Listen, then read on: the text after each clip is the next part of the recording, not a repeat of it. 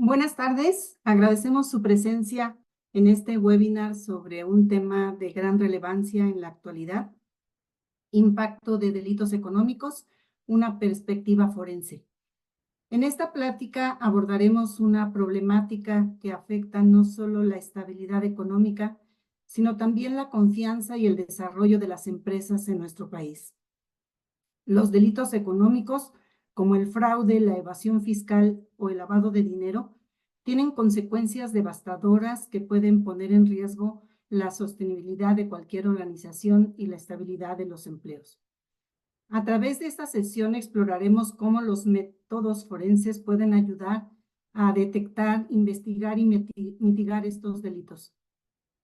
Para desarrollar este tema nos acompaña Gerardo Rocha, especialista en asesoría forense, con experiencia en equipos multiculturales en México, Estados Unidos, Asia y Latinoamérica. Su trayectoria abarca la atención y respuesta ante fraudes, corrupción y otros delitos económicos mediante investigaciones corporativas y el desarrollo de soluciones integrales para prevenirlo. Gerardo es licenciado en Contaduría por la Universidad Panamericana y ha recibido capacitación especializada en Estados Unidos sobre investigaciones corporativas, inteligencia forense y análisis de datos, entre otros. Esperamos que este webinar sea de gran utilidad y que al final de nuestra sesión todos podamos llevarnos herramientas que nos ayuden a abordar este desafío de manera más efectiva. Los invitamos a hacer sus preguntas a través del chat, las cuales van a ser contestadas al finalizar la exposición.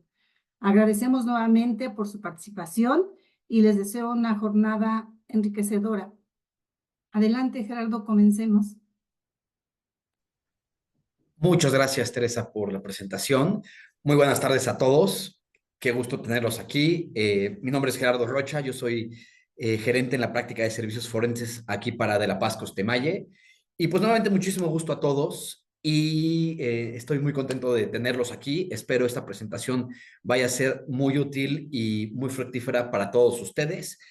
En esta ocasión, pues yo estaré platicando mucho, se acostumbrarán durante la siguiente hora a mi voz, pero por favor no duden si llegan a tener cualquier pregunta, por favor háganmela saber en el chat.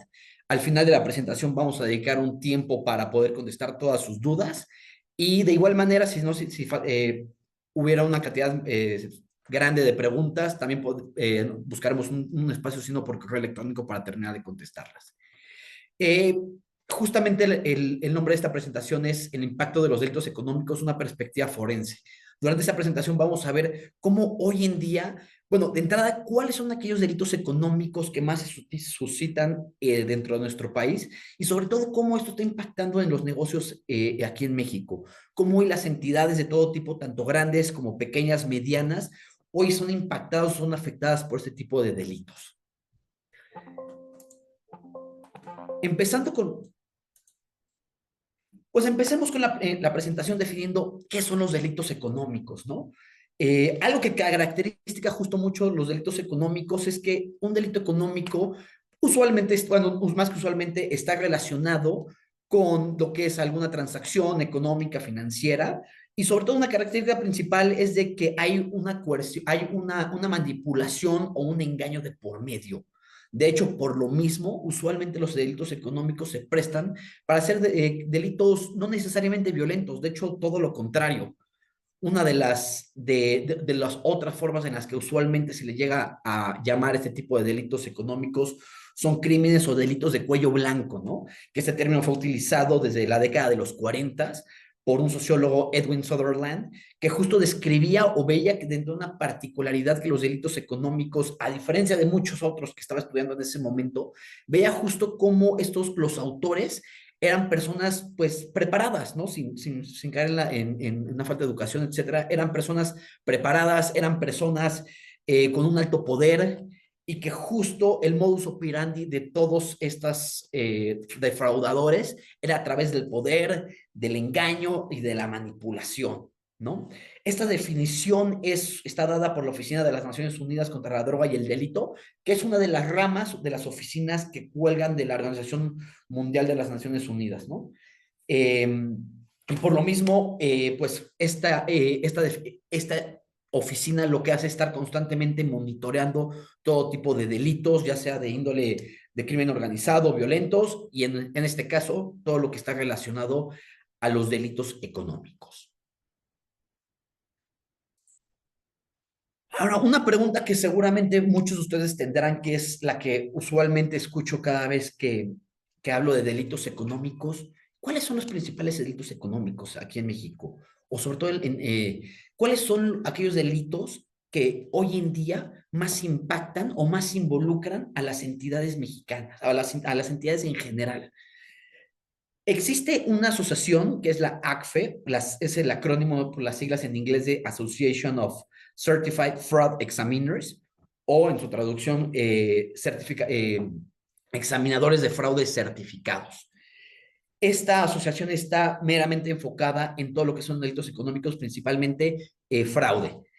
Por lo mismo, cada dos años esta asociación se encarga de hacer un estudio de todos aquellos delitos económicos que impactan a las entidades a nivel global. Se estudian miles y miles y miles de casos en los 5 continentes, casos pequeños, casos grandes, y justo se recaba toda la información buscando sacar datos estadísticos que nos puedan apoyar, y por lo mismo, les digo, cada 2 años, cada año emiten un reporte a las naciones, les llaman. En este reporte, yo para efectos de esta lámina, pues la verdad es que quise presentar la información no a nivel global, sino de Latinoamérica. ¿Por qué? Porque evidentemente sí hay una tendencia mayor en delitos económicos en toda Latinoamérica, pues por muchos aspectos, ¿no? Culturales, forma de hacer negocios, inclusive gobierno, regulación, muchos aspectos que pueden influenciar negativa o positivamente para que esta región tenga más delitos económicos. Y pues bueno, entonces, platicando más cuáles son estos delitos, cuáles son el mayor delitos económicos que hay dentro de Latinoamérica, pues el que definitivamente se lleva la puntuación más alta es corrupción. Ese será el 59% de los casos.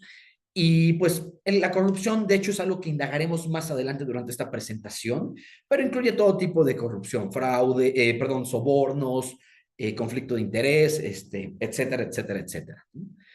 Por otra parte, podemos ver que en segundo plano tenemos la malversación de activos, como el segundo esquema más común. Este se da principalmente como un robo o mal uso de los activos de las empresas por parte de los empleados, ¿no? Por tercer esquema tenemos la facturación fraudulenta, que para los que se encuentran aquí en México, que tengo entendido que son la mayoría, pues hoy sabrán que es algo, hoy en día este tipo de esquema es algo que las autoridades, sobre todo fiscales, están persiguiendo y regulando mucho, ¿no? Aquellas entidades que venden facturas, o aquellas entidades que compran facturas, y que hoy en día hay muchos esfuerzos, como el artículo 69B del Código Fiscal Federal, y toda la regulación que desprende que obligan a las entidades mexicanas a tener cierto cumplimiento, ¿no? Y también que, por el contrario, hacen que haya una implicación, inclusive fiscal y hasta penal, en contra de las entidades que están dentro de estos negocios o que justo participan, por lo cual se vuelve muy importante el monitoreo constante para las entidades mexicanas. Por otra parte, tenemos la manipulación de pagos y cheques. Normalmente son, pues justo, alteración de beneficiarios, montos, un desvío de pagos, un pago duplicado, todo lo que involucre el sistema de tesorería, el área de tesorería. Tenemos perdónme, que por error de dedo cambié la siguiente lámina. Tenemos todo lo que son robos de activos no monetarios, principalmente activos como equipos de cómputo, digo en casos muy menores, algo del activo fijo, una maquinaria, un vehículo. Representa, ya podemos ver cómo empieza a ser un porcentaje mucho menor. En este caso es el 22% de los casos. Tenemos fraudes con reembolso de gastos. Esto es que usualmente hay una comprobación de gastos de viáticos o cualquier gastos corrientes de la empresa por parte de los empleados, que son gastos personales que se disfrazan o se mezclan y se engañan como si fueran gastos propiamente corporativos. De hecho, normalmente vemos que en este tipo de fraudes, el personal que es más propicio a hacerlos es un personal, los de niveles medios en las organizaciones. Tenemos también fraudes de nómina, principalmente todo lo que son empleados fantasma, falsificación de algunas horas extra trabajadas por horas extra, comisiones falsas o inexistentes a cambio de el pago de un bono, etcétera. Skimming, que es un esquema donde justo se previamente un ingreso por la compra, por la venta o por la prestación de algún servicio, usualmente en efectivo, no se registra por parte de los empleados, normalmente cuando se trata de situaciones en efectivo, y pues esto va al bolsillo personal de manera ilícita al empleado, y pues por ende nunca queda un registro de venta, que también, y por otro lado hay una salida, un robo de lo que sería de inventario, dependiendo de la operación de la empresa. Robo de efectivo, que esto es pues prácticamente un robo, sobre todo de los cajeros, de las personas encargadas de la caja chica, sobre todo cuando no hay una cadena de custodia bien definida, etcétera. Y fraude en estados financieros, que esto pues ya son fraudes mucho más elaborados, que pueden involucrar muchísimas áreas de las empresas, pero que hay algo muy importante mencionar aquí. Pese a que es de los menores que estamos viendo, son de los que tienen las pérdidas con mayores, las pérdidas más altas, llegando hasta los 700,000 dólares promedio en cada uno de estos escenarios. Para efectos de esta presentación nos enfocaremos realmente en estos tres delitos económicos: fraude, corrupción y lavado de dinero. ¿Por qué en estos tres? Porque realmente si podemos englobar todos los delitos económicos, estos son los tres, digamos, las tres categorías principales, ya que los tres tienen sus peculiaridades diferentes para efectos de todo lo que es regulación, tanto nacional o internacional. Cada uno de ellos, pues justo tiene sus peculiaridades, ¿no? Las autoridades o los gobiernos se enfocan mucho en estos y de la manera en la que lo regulan es muy específica, ¿no? De hecho, si nosotros nos vamos a los manuales de la misma ACFE, podemos ver que el fraude, que la corrupción o lavado de dinero inclusive puede entrar en un tipo de delitos económicos. Pero, pues, les digo, realmente por la peculiaridad del esquema sí es muy importante para mí y para efectos de esta plática separarlos. Entonces, empecemos con el primero, el fraude. ¿Qué es el fraude? Pues es realmente justo esta actividad donde a cambio a través de un engaño o de una manipulación, disfrazar o etcétera, se busca tener un beneficio propio, obviamente actuando en contra de los intereses de las personas a las que se les está cometiendo el fraude, ¿no? Inclusive en beneficio a costa de alguien, ¿no? Eh, Cosas muy importantes que me gustaría resaltar del fraude. Normalmente, algo como les comentaba, normalmente los tipos de personas que actúan en estos esquemas son personas que, bueno, que el propio tipo de delito no es un delito violento. Es mucho a través del engaño, mucho a través de la manipulación, disfrazar, etcétera. Y justo alguna peculiaridad que se ha identificado dentro de todos estos esquemas que se han estado estudiando es que normalmente las personas que cometen fraude, ellos tienden a no verse en sí mismos como criminales, ¿no? Como criminales o como personas que están haciendo algún ilícito, sino por el contrario, que están tomando algo prestado o que están tomando algo que, entre comillas, ellos mismos me creen o llegan a pensar que merecen, pero realmente no lo ven como un tema de que están haciendo un ilícito. Eh, eh, sí, que ellos son delincuentes, por así llamarlos, ¿no?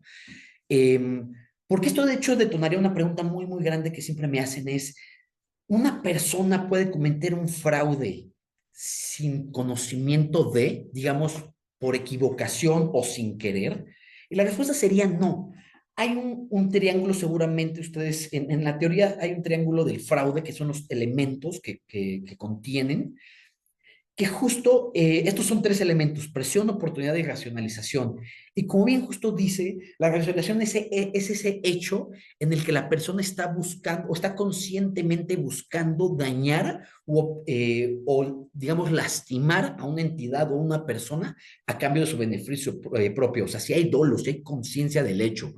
Por ende, si llega a haber una equivocación o desafortunadamente un error, pues sí, posiblemente sería un hecho que igual podría tener un costo o que podría perjudicar una entidad a una persona, pero realmente no sería un fraude, ¿no? Y pues bueno, les digo, realmente la palabra fraude involucra unos esquemas grandísimos De hecho, si nos vamos al árbol de la ACFE, donde justo tipifican, van categorizando todos estos fraudes, nos damos cuenta que hay más de 40 tipos de esquemas, ¿no? Consolidados en 3 categorías principales, pero digamos que la gama va muy, muy, muy amplia. De hecho, personalmente yo les comparto que durante las investigaciones en las que yo he participado, realmente son muy particulares y no hay dos iguales. ¿Por qué? Porque los esquemas de fraude siempre varían muchísimo dependiendo de las entidades, empleados, etcétera. Pasamos a la siguiente lámina que explicamos ahora, la corrupción. Pues que la corrupción justo es este hecho de prometer, pagar, autorizar un pago, etcétera, a cambio de un beneficio no debido con afán de ganar o retener algún tipo de negocio, ¿no? Eh, Algo que quiero resaltar mucho dentro de la corrupción es que es un esquema, pues también que puede llegar a ser muy complejo, ¿no? Y sobre todo que tiene 2 elementos principales. Está la corrupción activa y la corrupción pasiva. La corrupción activa es esa persona que está, usualmente un servidor público que se está beneficiando del dinero, de la coima, del soborno que está recibiendo de parte de la persona que busca obtener un beneficio. Y por el otro lado tenemos el elemento de la corrupción pasiva, que es justo el otro lado, ¿no? Aquella persona que necesita tener un beneficio, ya llámese un negocio, obtener un permiso, eh, pasar una auditoría cuando no debiera, qué sé yo, y que por ende, y que por ese hecho busca dar un pago ilícito, ¿no? Y esto se me hace muy, muy importante porque, bueno, a nivel corporativo, el esfuerzo que o más bien a nivel gobierno regulatorio, el esfuerzo que los gobiernos a nivel internacional están presionando a las empresas para que dejen de participar como corrupción en la parte pasiva es muy, muy, muy grande, ¿no? Entonces, ya es en la parte que nosotros, como personal de empresas, podemos participar, podemos involucrarnos para empezar a regular o sobre todo empezar a identificar, a detectar o en su lado a prevenir este tipo de acciones. Algo que también quiero hacer mucho énfasis de la corrupción es de que para efectos de esta plática, de este webinar, nos referimos a corrupción cuando hay una parte privada que está dando un tipo de pago a una parte pública, a un funcionario de gobierno, a un oficial, a un funcionario público, a un oficial de gobierno. Eh, Me van a preguntar, ¿la corrupción únicamente tiene que ser en nuestras partes y no puede ser como privados?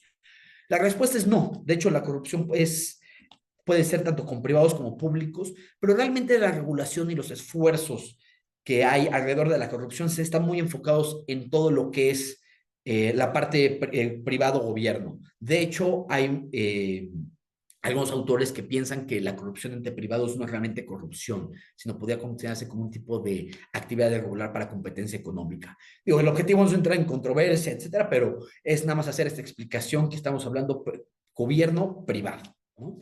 Y otra cosa que quiero mencionar es que para la corrupción, pues hay muchos esquemas, ¿no? Normalmente cuando decimos corrupción pensamos en los típicos sobornos, pero puede haber esquemas de conflictos de interés, de tráfico de influencias, y no necesariamente tiene que haber un pago eh, económico en efectivo. Puede haber un pago en especie. De hecho, muchas veces es más difícil rastrear así en una investigación un pago de corrupción en especie.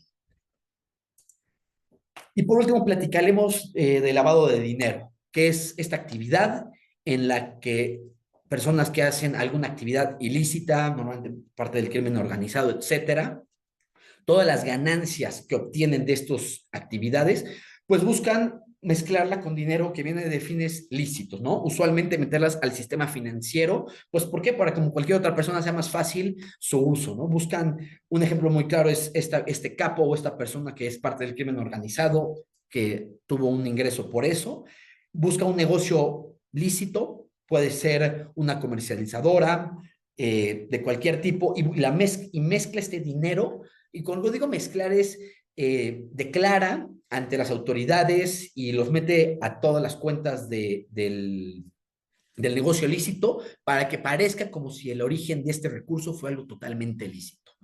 Para efectos de todo lo que es lavado de dinero, pues realmente hoy en día eh, toda la regulación y todas las autoridades que lo andan persiguiendo o monitoreando, pues se enfocan prácticamente en 2 tipos de entidades. Todas las que pertenecen al sistema financiero y todas aquellas que están clasificadas que su operación tiene algún tipo de actividad vulnerable. La actividad vulnerable es justo cuando una empresa, por la naturaleza del negocio, del negocio en el que opera, se presta a que pueda haber, es más fácil, digamos, que haya un lavado de dinero dentro de ese tipo de operación. Usualmente, pues, es comercializadoras, inmuebles, joyas, arte, hay un listado muy, muy grande.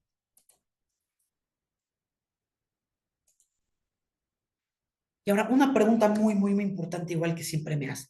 ¿Por qué es importante hablar de delitos económicos? O sea, sí es algo muy trágico, sí es algo que, pues, moralmente no es correcto, pero para nosotros en las pláticas de negocios, ¿por qué es importante traerlo a la conversación? Porque realmente, quitando el hecho de que es algo que es indebido o éticamente incorrecto, sí tiene costos económicos que pueden afectar gravemente a las organizaciones.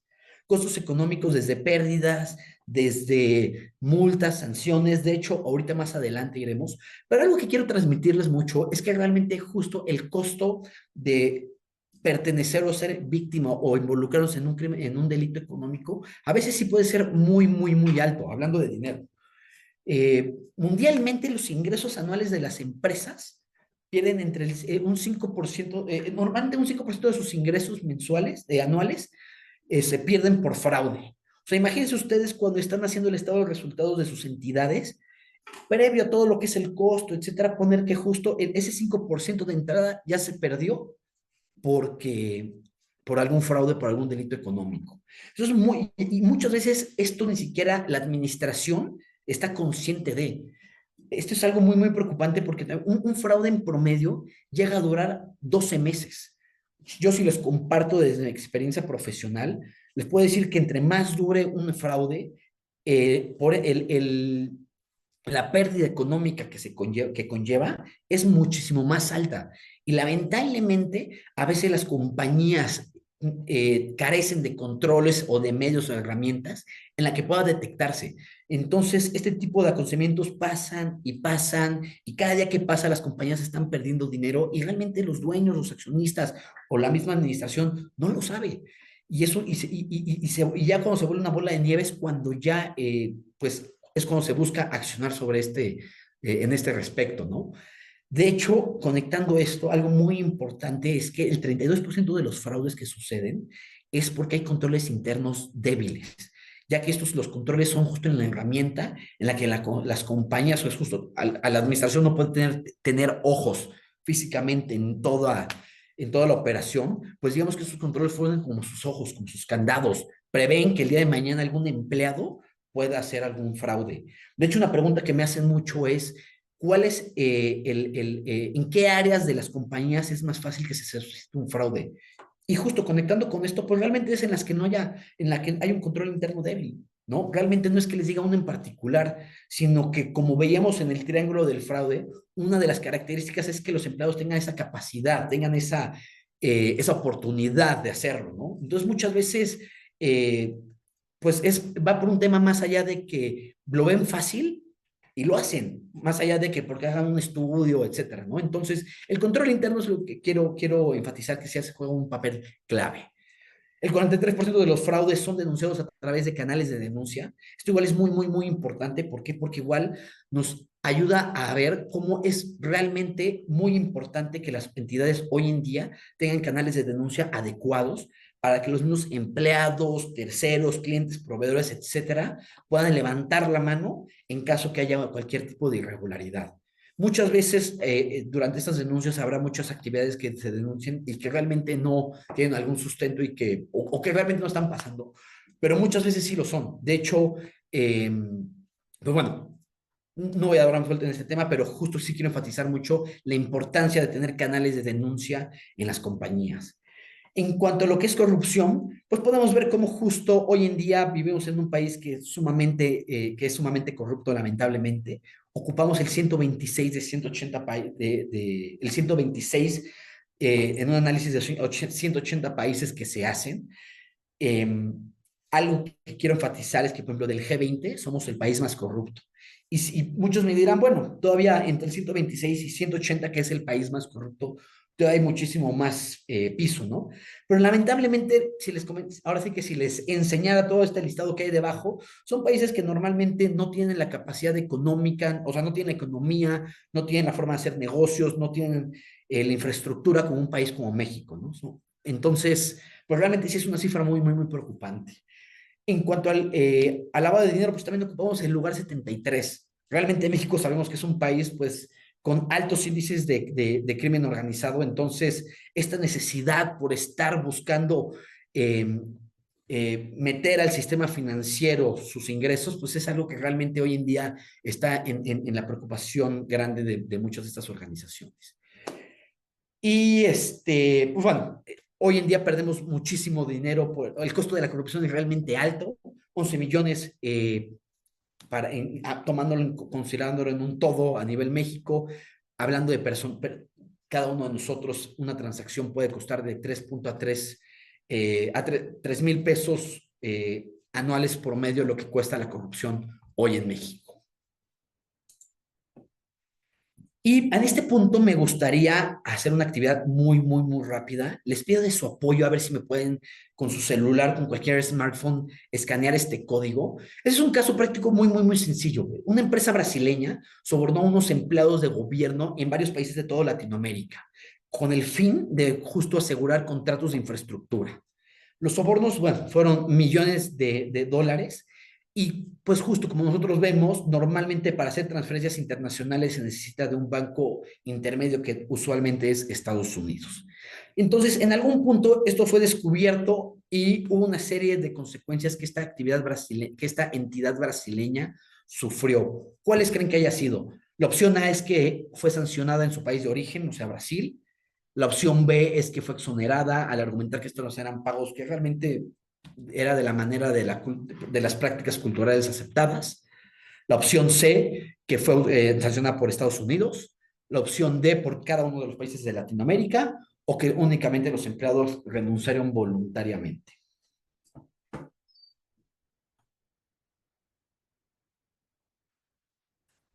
De hecho, en la misma lámina pueden ver cómo están las respuestas y daremos, yo creo que un minutito para que puedan cargar la aplicación y contestar las opciones que ustedes crean.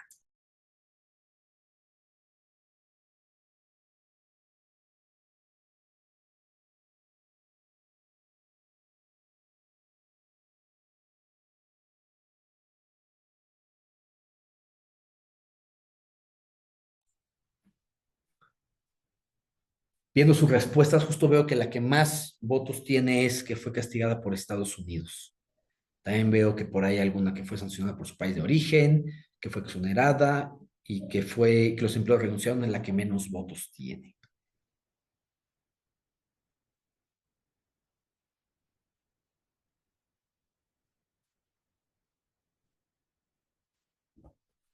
Yo creo que 30 segunditos más y seguimos.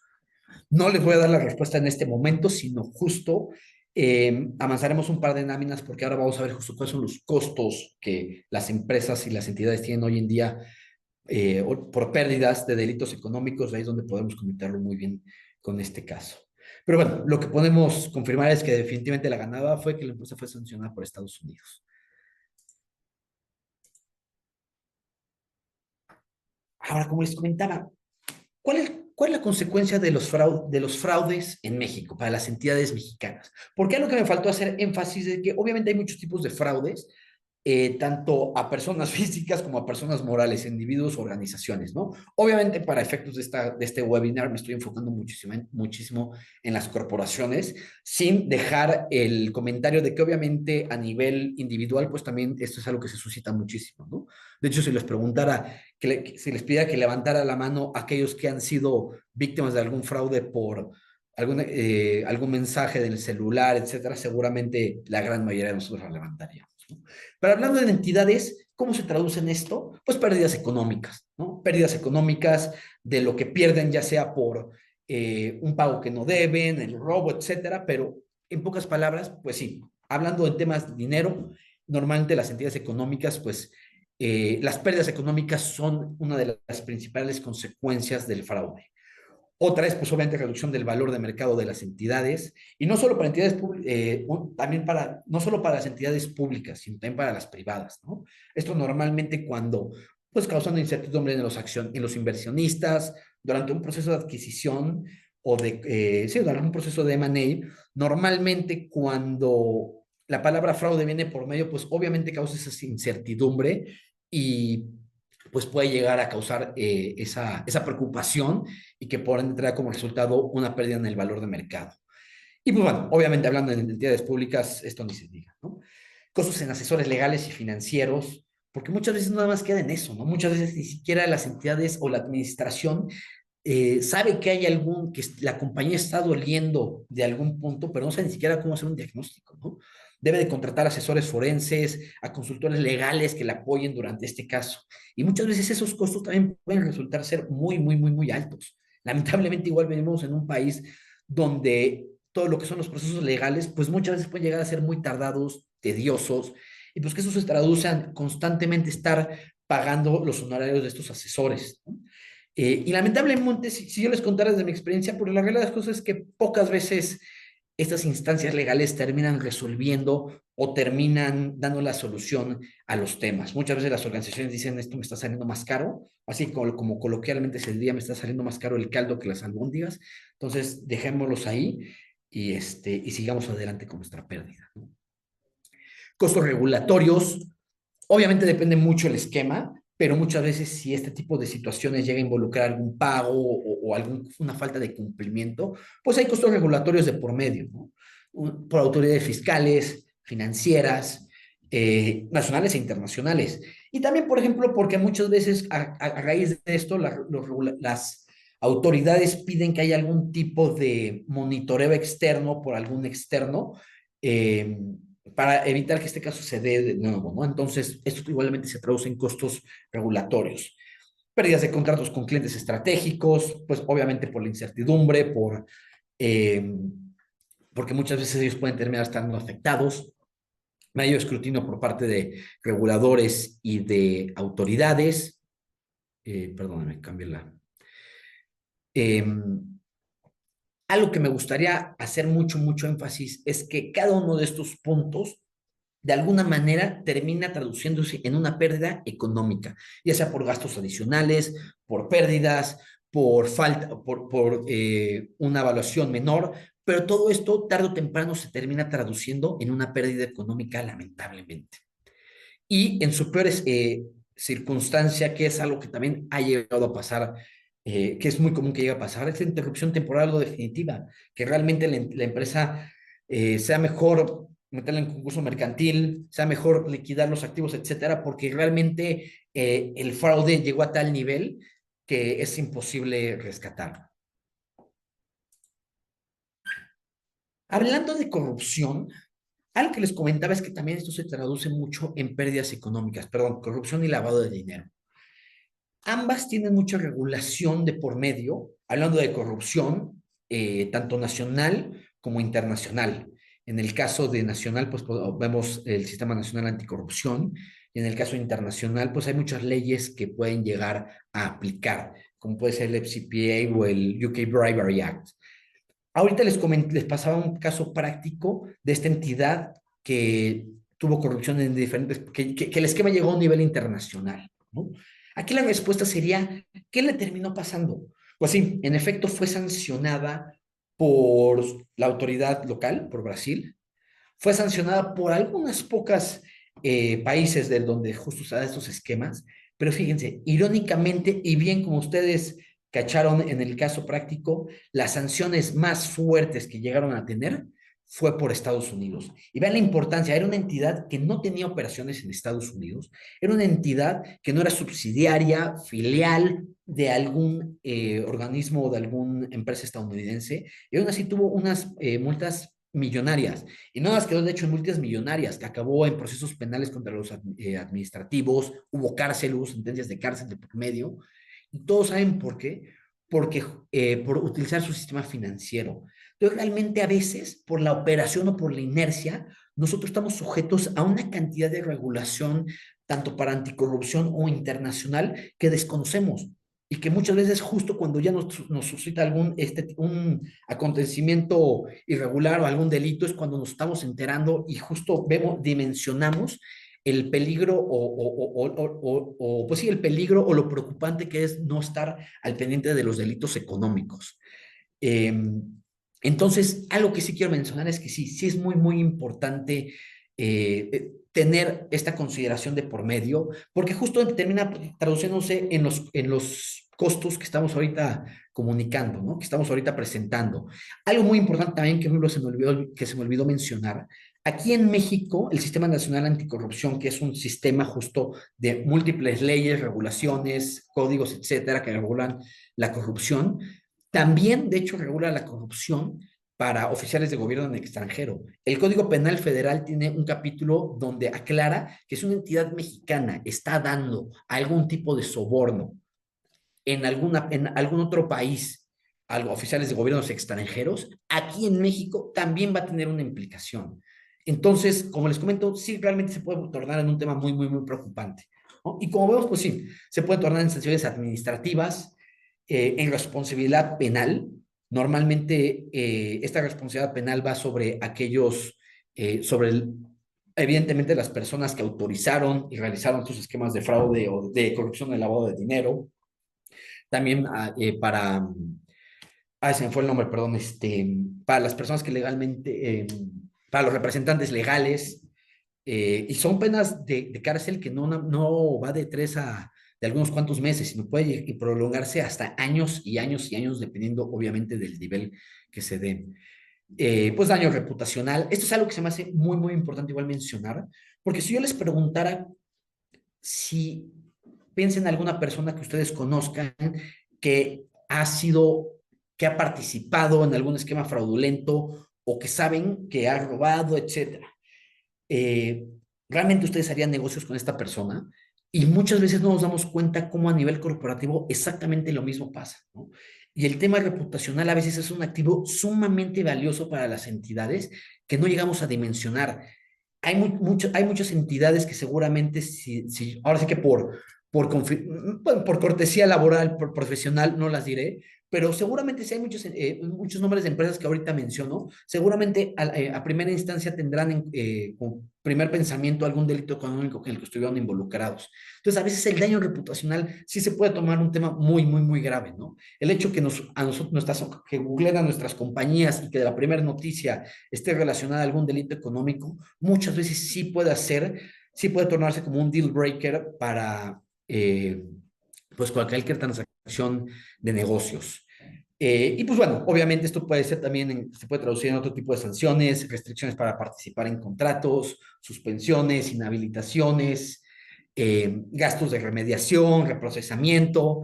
Muchas veces el hecho, ya no nos queda el hecho de saber que fuimos parte de un esquema de corrupción de lavado de dinero, ¿no? Sino volver sino seguir implementando procesos para que esto no se vuelva a dar. Igual mayor escrutinio de auditores, en autoridades, reducción del valor de mercado, etcétera. Y una pregunta entonces muy, muy importante, porque siento que hasta este punto he sido muy amarillista en el sentido de que pues se les ha dicho mucho lo grave o lo delicado que pues, se puede tornar un tema de delitos económicos si somos nosotros parte de estos esquemas. Pero realmente nosotros, ¿qué podemos hacer para evitar que esto pase? La realidad de las cosas es que obviamente si hablamos de fraude, si hablamos de corrupción, hablamos de lavado de dinero, evidentemente cada uno tiene una peculiaridad muy diferente en cómo podemos prevenirlo. Pero para efectos de esta lámina, pues estoy listando aquellas acciones que nosotros como entidades podemos hacer y que pueden mitigar todos estos tipos de delitos, igual o alguno en mayor o menor medida, pero pues sí, son estos, ¿no? Obviamente un fortalecimiento, un gobierno corporativo fuerte, donde se transmita justo esa tolerancia cero hacia los empleados, una tolerancia cero sobre los delitos económicos, que haya una segregación de funciones o unos roles claramente establecidos. Y obviamente esto va a crear, va a hacer que esto va a fomentar un ambiente de ética corporativa y sobre todo de rendición de cuentas, ¿no? que va muy de la mano con, pues, también una promoción de una cultura organizacional ética, ¿no? Basada justo en valores y que, no es, y que evite o condene o prohíba cualquier tipo de delito económico, ¿no? Eh, y esto muchas veces puede ser de entre los mismos empleados, porque hay veces que nosotros como empleados podemos hacer una transacción en nombre de las compañías en las que trabajamos, que aunque nosotros no lo vemos, puede estar afectándola terriblemente, ¿no? Otra vez voy a hacer mucho hincapié en algo que ya había comentado antes, controles internos robustos. Se vuelve un tema a veces crucial, ¿no? ¿Por qué? Porque estos están justo implementados para prevenir y sobre todo detectar. A veces nosotros, a veces la administración de las empresas, pues justo pueden tener esa capacidad de estar monitorando el 100% de la operación. Entonces, a través de controles internos robustos, digamos, como lo comentaba ahora, es la manera en los ojos, son los ojos o los candados que se pueden implementar para que cualquier tipo de delito que se pueda dar por parte de un empleado sin la autorización o muchas veces sin el conocimiento de los accionistas, dueños o de la administración, pues esto puede evitarse, ¿no? Auditorías internas y revisiones transaccionales. Aquí es donde obviamente hay mucha peculiaridad, no es lo mismo revisar o hacer un análisis transaccional de una transacción, de aquellas transacciones sensibles para el lavado de dinero, como aquellas transacciones sensibles para corrupción. Son ahora sí que esquemas pues sí, son modelos muy, muy, muy, muy diferentes, ¿no? Pero por eso es muy importante que las compañías desde un inicio conozcan cuál es su regulación, qué les aplica, cuáles son las buenas prácticas y cómo pueden ir implementando esos controles internos y para que a un nivel transaccional sea más fácil su monitoreo. Capacitación continua a los empleados y a terceros de todos los temas, ¿no? Delitos económicos. Usualmente las capacitaciones es una herramienta muy, muy, muy básica que nosotros hacemos para transmitir ese conocimiento del gobierno corporativo y de lo que llaman el turn up the top hacia los empleados, ¿no? Entonces, el fortalecimiento, la prevención de los delitos económicos, pues tampoco es la excepción. Revisión y actualización de controles, eh, revisión de antecedentes. Esto es muy, muy importante, revisión de antecedentes de socios de negocios. Un tema, por ejemplo, que ahorita es muy escuchado es esta imposición que Trump puso donde a algunos cárteles mexicanos se les considera grupos terroristas, ¿no? La pregunta que mucha gente me ha hecho es, ¿cómo puedo saber entonces eh, si estoy haciendo negocios con alguna entidad que esté involucrado, que está relacionada con alguno de estos cárteles? Entonces, la solución a esto, que es justo este punto, es conoce tu cliente, conoce a tu proveedor, conoce a tu empleado, ¿no? Hazle un background check, una revisión de antecedentes para ver quién es esa persona, ¿no? ¿Quién es ese empleado? ¿Quién es ese proveedor o esa entidad? ¿Qué ha pasado con él anteriormente? ¿Quiénes son sus accionistas? Etcétera. Para eso, pues justo hay muchas herramientas en las que después se puede hacer un reporte de antecedentes o un due diligence de integridad y saber más allá. Y por ende, digo, a fin de cuentas es conocer el riesgo, ¿no? Una persona que no está involucrada en este tipo de actividades, pues el riesgo es muchísimo más bajo, ¿no? Si hacemos una revisión y vemos una entidad que de entrada está comunicada en el artículo 69B porque en algún punto vendió facturas, pues el riesgo empieza a ser mucho más latente, ¿no? Entonces, pues sí, esta es una herramienta muy, muy importante. Y pues bueno, que todo eso que se en políticas y procedimientos que estén escritos y disponibles para todos los empleados.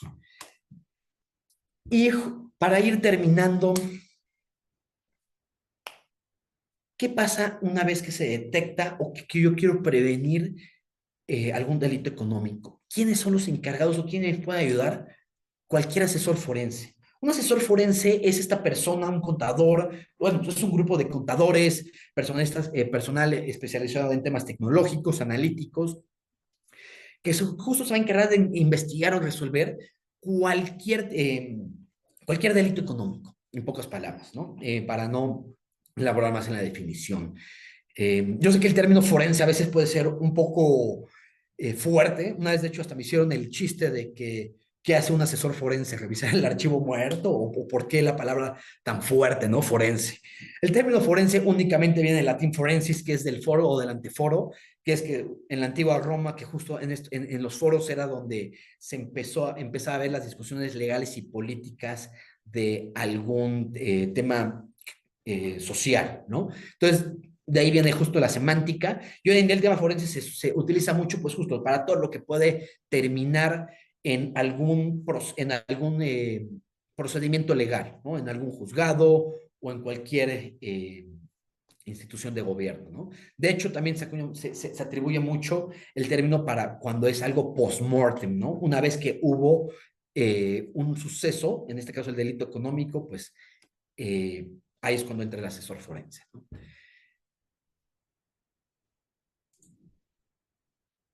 Y algo que me gustaría mucho enfatizar es, ¿qué es ese asesor forense, no? O sea, o más que ese asesor forense, porque creo que lo estamos platicando, porque un asesor forense y no un auditor.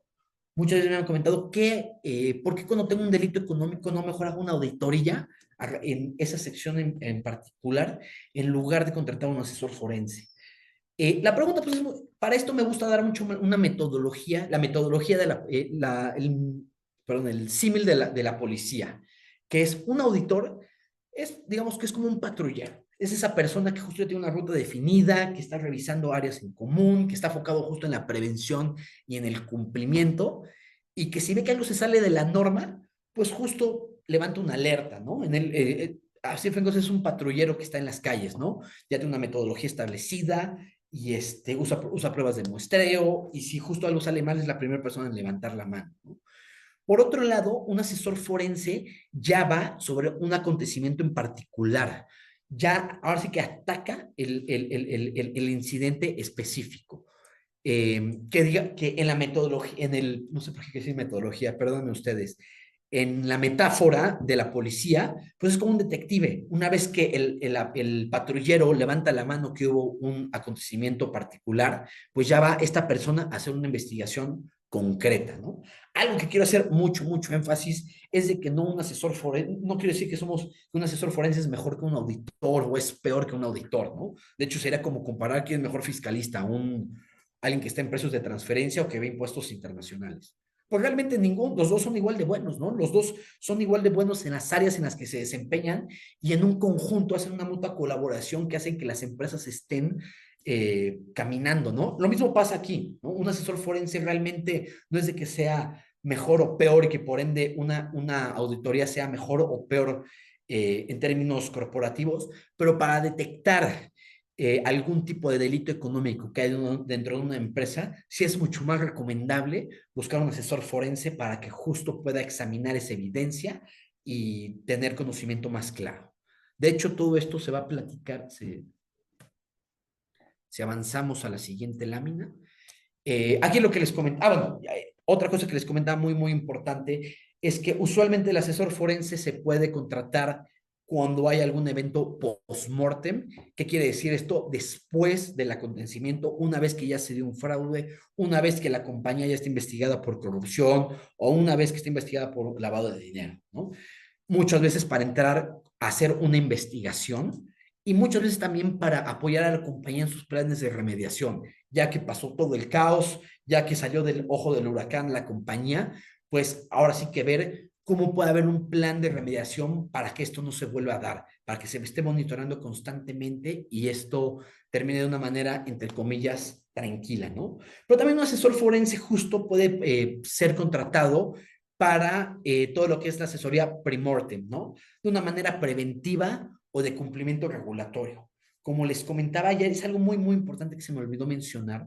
La regulación anticorrupción y lavado de dinero, justo para fortalecer y evitar que se den estos tipos de acciones, en sus esfuerzos de prevenir estas acciones, pues justo dan muchas limitaciones acerca de cómo una empresa debe llevar su contabilidad. De hecho, el caso más extremo, digamos, más fortalecido en este ámbito es la ley anticorrupción estadounidense.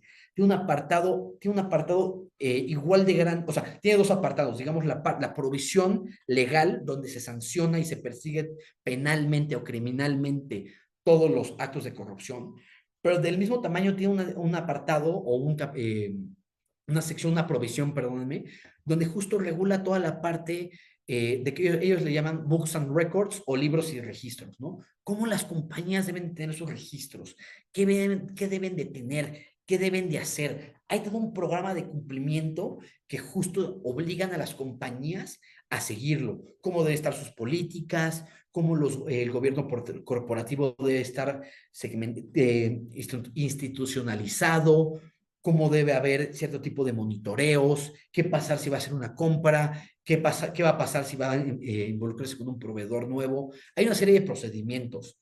Aquí a nivel México, también de hecho hay un programa de integridad empresarial. Este como tal no es obligatorio para las entidades, pero obviamente sí es muy recomendable y en algunos casos sí podría llegar a ser requerido. Sobre todo, por ejemplo, pues, si hay si ustedes, si las entidades en las que laboran son proveedor de gobierno mayor a 5 millones de pesos anuales. Ahí sí deben de adoptar estas normas. Entonces, un contador forense es aquí donde puede justo ayudar, asesorar a las compañías para que para temas regulatorios en corrupción o lavado de dinero pueda fortalecer su programa de cumplimiento. O, en su defecto, para que si no quieren ser víctimas de algún fraude o de este tipo de actividades, puedan fortalecer su control interno en todas las áreas de la compañía.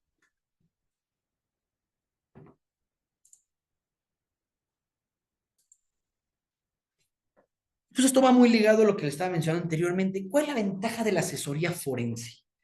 Realmente en la asesoría forense, en una investigación, el análisis no únicamente queda en análisis financiero. De hecho, ahorita en la definición de asesoría forense, ustedes llegaron a ver cómo no nada más eran contadores, allá puede haber especialistas analíticos en tecnología, y esto se da porque una evaluación forense usualmente analiza información financiera, pero también llega a analizar otro tipo de información. ¿Cuál es la más común, por ejemplo? Información, comunicaciones tecnológicas. En otras palabras, teléfonos, correo electrónicos.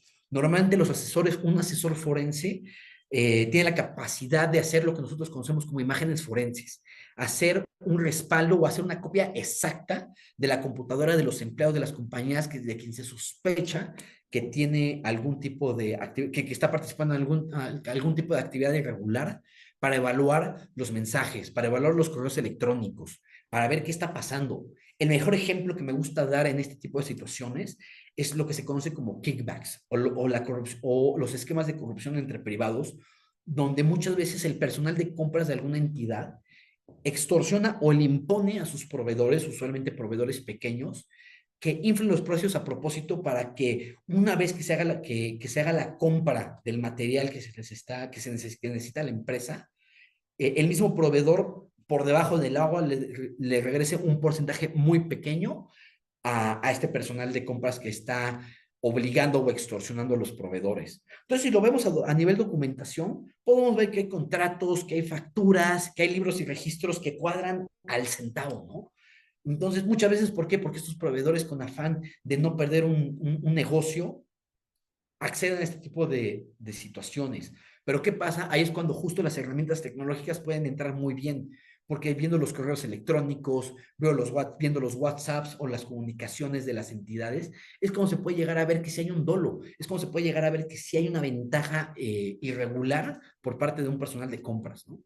Y como este aspecto, hay muchísimos otros elementos que los asesores forenses pueden llegar a utilizar para tener para hacer una investigación de manera correcta.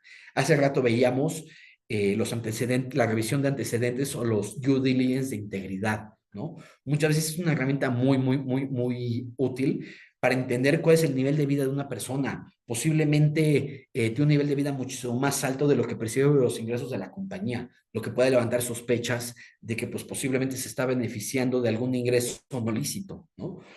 Conocer para temas de corrupción quién es mi proveedor, si posiblemente, o muchas veces proveedores que actúan en nuestro nombre, como abogados, como gestores, que si el día de mañana dan una mordida, cualquier autoridad se puede voltear conmigo y meter una sanción sumamente alta. Algún cliente para efectos de lavado de dinero, qué sé yo, ¿no? Entonces, y esto va fuera totalmente del ámbito contable, ¿no? Una revisión de antecedentes o de integridad es algo que va totalmente del ámbito contable. Y esto con la finalidad de que, pues justo que en su conjunto la administración o quien esté contratando un asesor forense pueda tener todos los elementos, tanto financieros como tecnológicos, etcétera, para para recopilar y justo para hacer una decisión mucho más informada y tomar un plan de acción con base en esa decisión.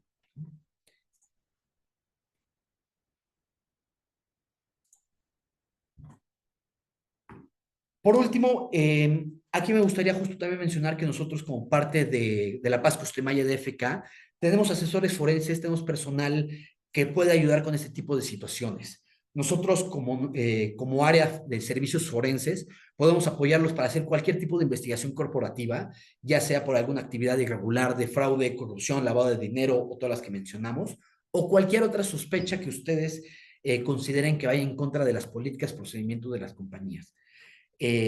Hay cumplimiento regulatorio antisoborno o anticorrupción para que todos los elementos que nosotros que ahorita mencionaba puedan atenderse y puedan implementarse en sus compañías, puedan de entrada posiblemente saber si son sujetos a cierta regulación anticorrupción y lavado de dinero, si hay que presentar algún informe o si hay alguna acción que se deba de tomar a raíz de la operación en la que ustedes están involucradas, para que el día de mañana, cuando llegue algún acontecimiento, no los tomen por sorpresa. De hecho, otra cosa que se me olvidó mencionar, pero un atenuante muy, muy, muy importante durante un proceso legal, cuando una compañía se está siendo investigada por anticorrupción, por la corrupción o por lavado de dinero, es que justo esté preparada para eso, es que levante la mano, es que tenga la capacidad de detectar si hubo alguna actividad irregular dentro de su compañía y que levante la mano ante el regulador.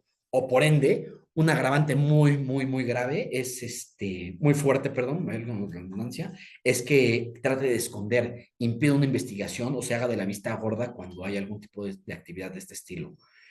También podemos apoyarlos para hacer estos tipos en servicios de inteligencia corporativa, background checks, revisiones de integridad para sus proveedores, para personas físicas, morales, clientes, empleados de alto nivel, de bajo nivel, sepan con quién están tratando, para que si tienen alguna participación en algún estado de alto riesgo por crimen organizado, puedan tener una certeza de que su proveedor no esté involucrado públicamente con alguna organización criminal, para que los canales de denuncia que tienen a disposición sean eficientes, para que todos sus empleados puedan informar si hay alguna actividad ilícita, perdón ustedes, y todo el cumplimiento de lavado y anticorrupción.